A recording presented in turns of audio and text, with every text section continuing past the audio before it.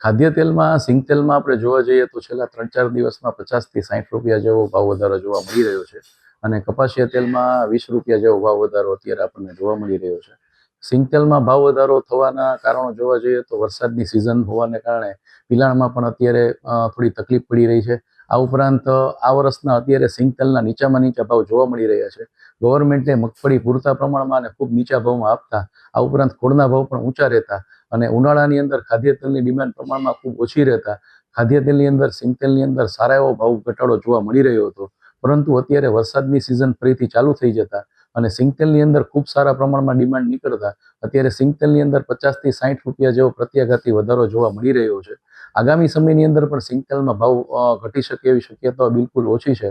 કારણ કે અત્યારે જે કાંઈ મગફળી અત્યારે આવી રહી છે એ મીડિયમ ક્વોલિટીની મગફળી આવી રહી છે. એની અંદરથી સારી ક્વોલિટીની મગફળીનું સિંગ તેલ બનાવવું અત્યારે થોડી મુશ્કેલીવાળી વાત છે. આ ઉપરાંત ચોમાસાની સિઝન હોવાને કારણે પણ મગફળી અત્યારે પલળેલી હોય, એની અંદર પણ સારી ક્વોલિટીનું સિંગ તેલ તાત્કાલિક નીકળી શકે એમ ના હોય. એટલે સિંગ તેલની અંદર અત્યારે ડિમાન્ડ ખૂબ સારી હોવાને કારણે ભાવની અંદર વધારો જોવા મળી રહ્યો છે. આ ઉપરાંત કપાસિયા તેલ અને સનફ્લાવરના ભાવ પણ સિંગ તેલની હારોહાર હોય.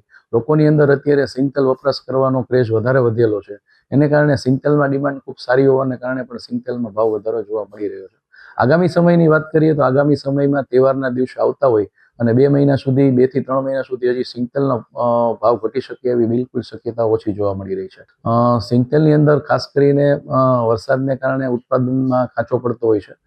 મગફળી ભેજવાળી અને ભીની હોવાને કારણે ખાદ્ય તેલની ક્વોલિટી મીડિયમ બનતી હોય, ખાવાલાયક સિંગ તેલ બનાવવું અત્યારે મુશ્કેલીવાળી પરિસ્થિતિ હોય છે. ઉત્પાદન પણ અત્યારે 20 થી 30% જેવું ચોમાસાની સિઝનમાં કે વરસાદની અંદર ઘટતું હોય છે અને આ ઉપરાંત સિંગ તેલમાં અત્યારે ડિમાન્ડ સારી રહેતી હોય છે. એટલે ચોમાસાને કારણે સિંગ તેલની અંદર ઉત્પાદન ઘટાડો હોવાને કારણે પણ ખાદ્ય તેલમાં વધારો જોવા મળી શકે એવું દેખાઈ રહ્યું છે.